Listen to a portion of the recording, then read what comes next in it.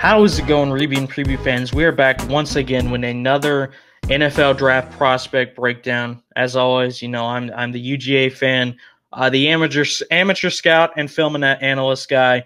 Definitely not a professional at this by any means, but learning as I go, pretty much. In this video, I'm going to be talking about an absolute athletic freak and defensive end, Jalen Carter. I've got a lot to say about this guy. Some good. Unfortunately, some bad, but the bad is at least mostly not related to on-the-field stuff, although there is a little I will talk about. But yes, Jalen Carter, absolute animal. This guy is absolutely insane. So real quick, I'm going to get into some general thoughts I have about Jalen Carter. Just off the top of my head before we get into actually, looking at combine stats, and we'll look at a couple plays here. But the first thing that sticks out to me, this guy is absolutely massive, and a guy who's this big, he is 6'3", 314 pounds. He just has no right to be as athletic as he is. I mean, the guy is he's able to move so quickly. His athleticism is insane. He can do pretty much anything he wants out there. He was the best player on a UGA front that we know for quite a few years has been absolutely loaded with talent. I mean, there's a reason this guy is the top-ranked defensive line prospects by pretty consensus, pretty much every scout. His wingspan is elite. I mean, the guy basically has almost everything that you would want for a defensive line prospect, but not everything. And I'll get into that a little bit later. Another thing that's really impressive, this guy is very versatile. He's played all across the defensive line pretty much. If you want to line him out at defensive end, you can do that. If you want to put him at defensive tackle or inside, nose tackle, 3 technique, whatever you want to do with this guy, if it's a position on the defensive line, he's probably played it at some point. This isn't a guy that's one-dimensional, one-trick pony, what have you. He has played, pretty much everywhere you could think of. So that is definitely impressive. And once you combine that with his quickness, his agility, his speed, and most of all, his strength, you have a player that can play as a 1 technique, a 3, a 5, whatever you want to call, 2 inside, doesn't really matter. He can do pretty much anything that you want to. However, my main critique about Jalen Carter, on the field at least, and this is the same critique that I had of Jordan Davis last year, is his conditioning. If you look at the Ohio State game in particular is the one that stands out to me and I think stands out to most critics. Jalen Carter was a non-factor for most of the game. When, C.J. Stroud and all those boys Marvin Harrison Jr. Were absolutely lighting up our secondary, we couldn't get a lot of pass rush until late in the game. We got some here and there, but for the most part, very inconsistent getting pressure.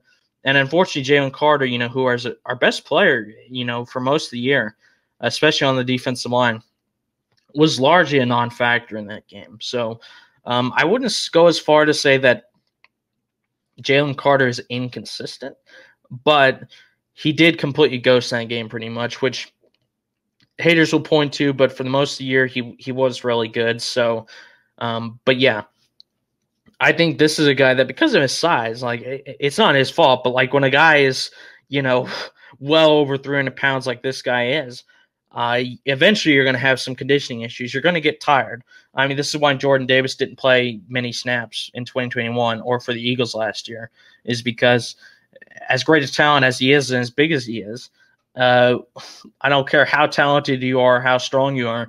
Once you're over 300 pounds, you're going to get tired play after play and whatnot. So I think he needs to, I don't know how much weight he needs to lose, but he definitely needs to try and improve his conditioning and stamina.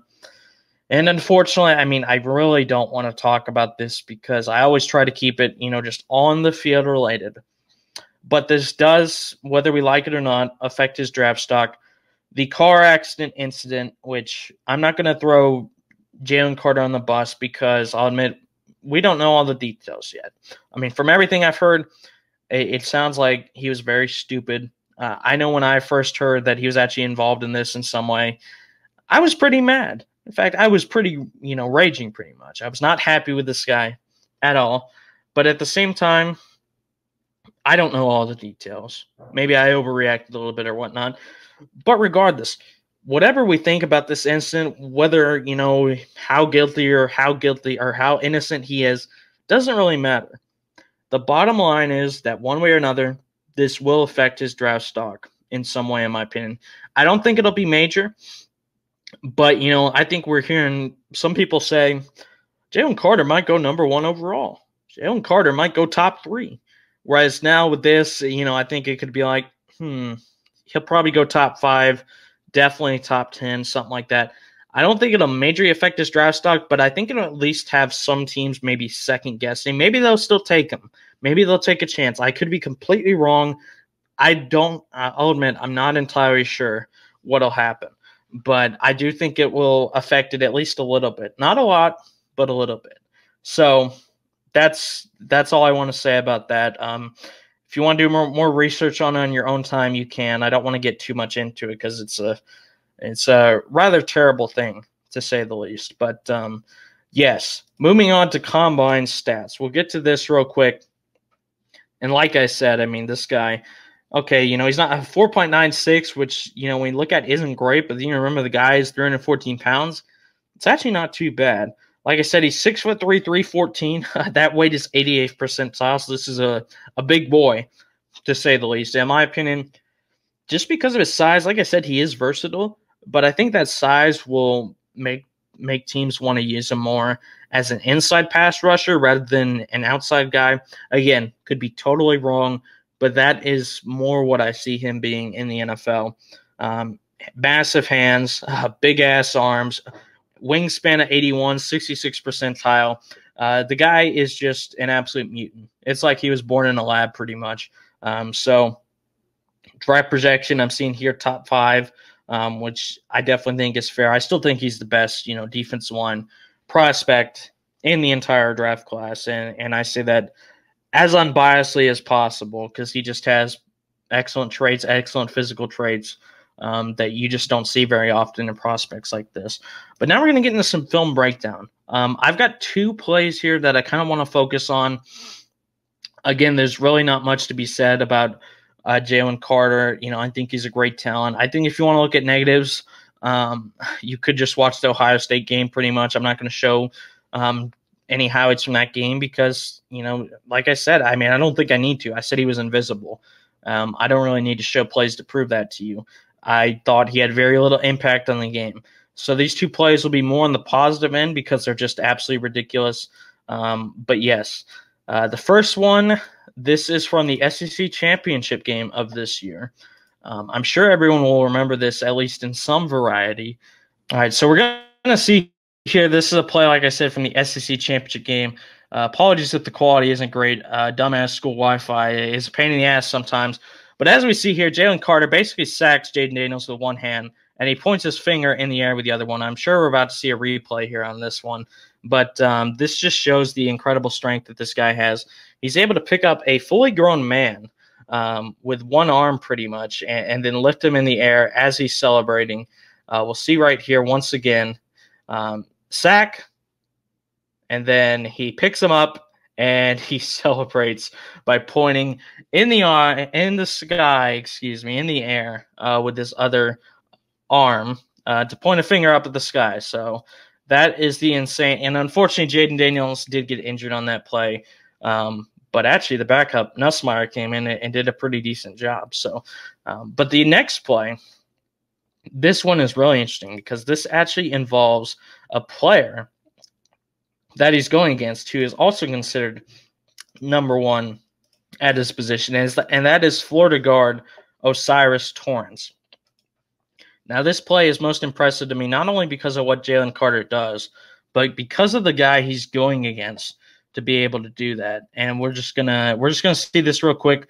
Watch what Jalen Carter is able to do against this bull rush. Once again, this is not just some random scrub he's playing. This is the pretty consensus number 1 offensive guard prospect in the draft, maybe even the top lineman overall in Florida's O'Cyrus Torrence. And we're just going to see here real quick on the snap, he's able to instantly bull rush O'Cyrus Torrence back, pretty much break off of the block to be able to pursue Anthony Richardson out of the pocket. He's not able to get to him because Richardson is just so fast. But just an incredible effort there.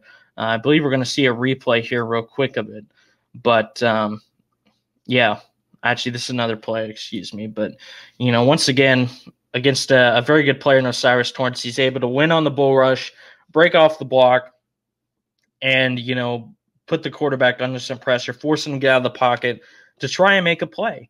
So overall, it's time for my verdict. And once again, I think this is fairly standard verdict. This isn't like another prospect where you can decide there's multiple rounds to fall into. I think Jalen Carter is a lock, early first-round pick. I believe in spite of the incident that he was involved in, he will still go top 5 just because his talent profile is way too high. That level of athleticism at that highest speed, I mean, we heard all the hype about Jordan Davis, and I think Jalen Carter is a way better athlete than Jordan Davis ever was. So, yeah, I do believe he'll go top 5. I think he'll do very well in the NFL if he can just clean it up off the field, work on the conditioning a little bit, and I believe you could have a very good and versatile player at the next level to play on Sundays. But that's going to do it for me in this one. Until the next video, this has been Noah Dogdiver of the Review and Preview Sports Network talking about Jalen Carter. Let me know your thoughts in the comments. What are your opinions on Jalen Carter's profile? Where do you think he'll get drafted? Do you think he might fall a bit in the draft because of off-the-field stuff? Let me know, and I'll see you guys next time.